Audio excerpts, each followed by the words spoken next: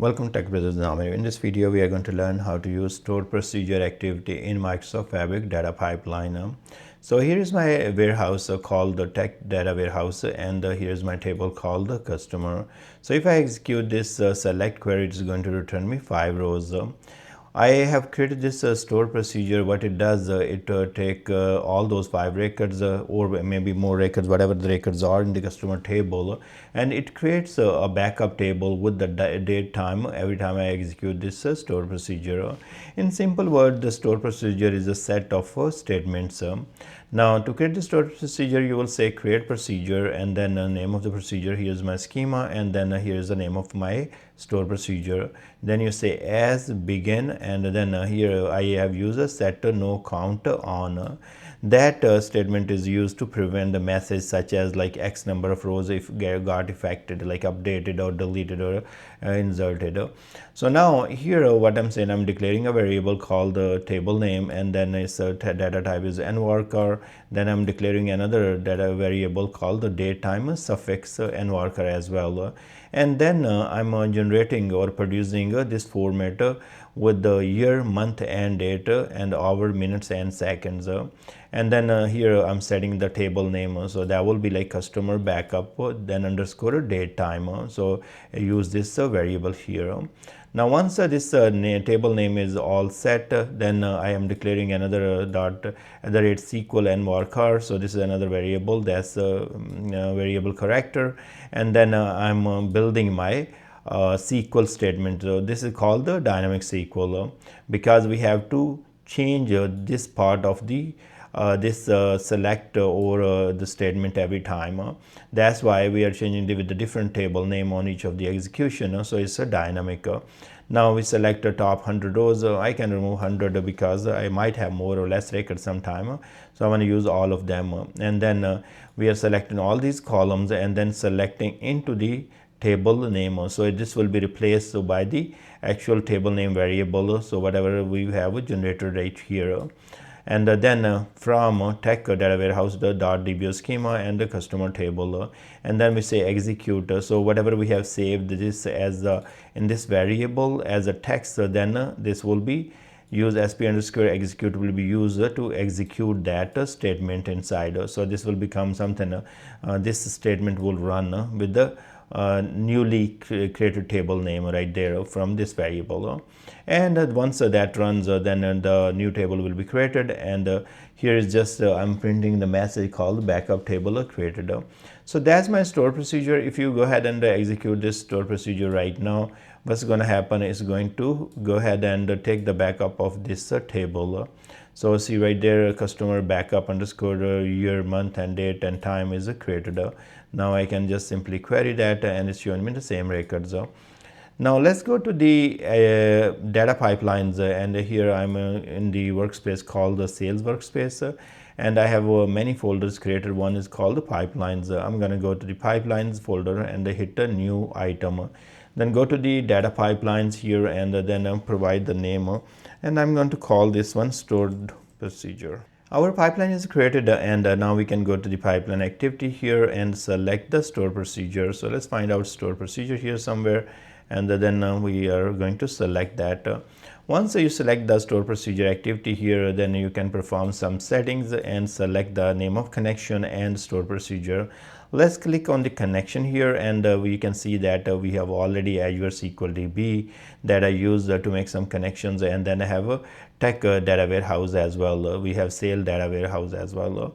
Now what we have created store procedure in a tech data warehouse, but before I do that, I'm going to click on more, and then I'm going to show you the different sources you can use. You can use a SQL Server database on premises. You can use Azure SQL database. You can Azure Synapse Analytics SQL dedicated pool, and then you can use Amazon RDS for SQL Server. Then you can use Azure SQL Managed Instance. So these are different databases you have available from on which if you have a store procedure you can execute. In my case it is in the warehouse, so I can simply click from the drop down tech warehouse. Now here it is asking you which stored procedure you would like to execute. So it's going to give us the list of those stored procedure which are in our data warehouse.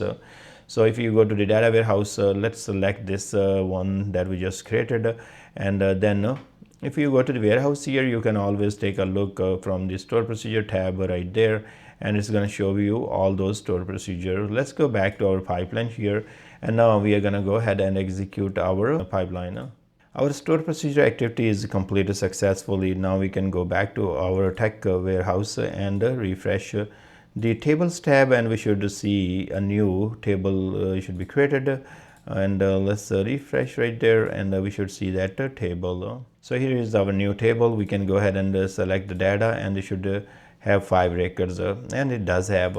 Now that works great, but you see that we are not passing any parameters, so we have no control if we want to change the name of the backup table.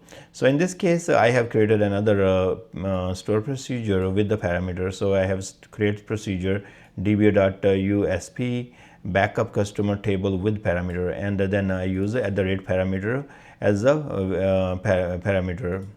So here is the varchar, so this accept variable characters and as begin, and then set no count on, and declare @SQL variable here, that is n varchar max, that can save some the definition of our statements, and here I have saved this definition. So set SQL is equal to this statement.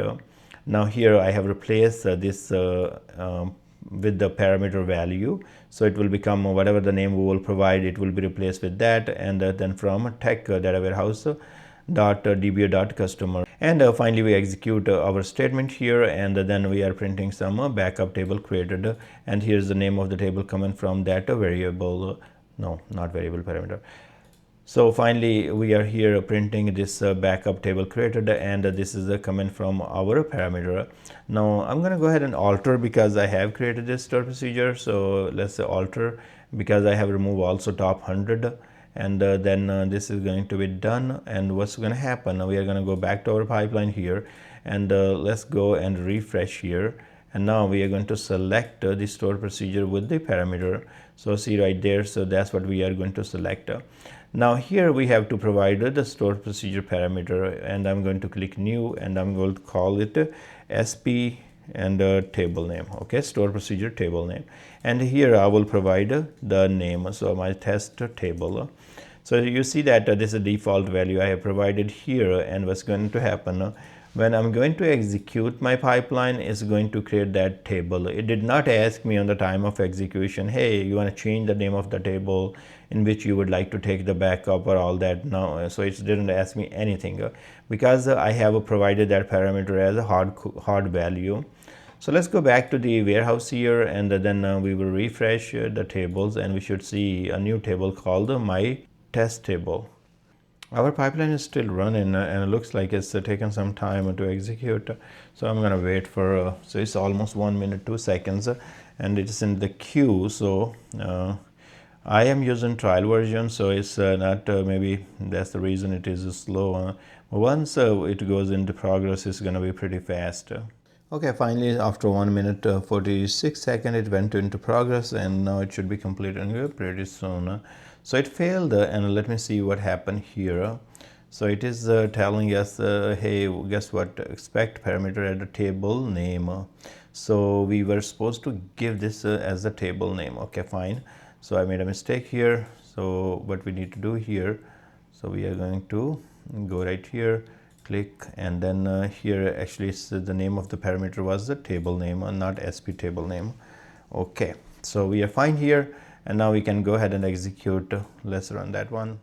Okay, our store procedure activity is completed successfully. Let's go to the warehouse here, and now we should be able to see the table. Let me refresh right here, and now we should be seeing a table called my test table right there, and we can query the data, and it should have 5 records right there. Okay, great. Now one thing, this if you remember that this even did not ask us, hey, what is the name of the table you want to use. So it just whatever we have hard coded in the pipeline, that's what it is using. Now there are multiple ways, maybe you want to change the name of the table. So one way is you may be having the pipeline parameter. So in this case, I'm going to go ahead and create a pipeline parameter, and even sometime maybe a value for this table name will be coming from a variable. So different scenarios can be there. But in my case, let's go ahead and we use the pipeline parameter. So click here in the canvas and then go to the parameters and hit new, and this is our pipeline parameter. So I'm going to call p table name. Okay, so pipeline table name, and then that should do it. And now we can have default value if you want.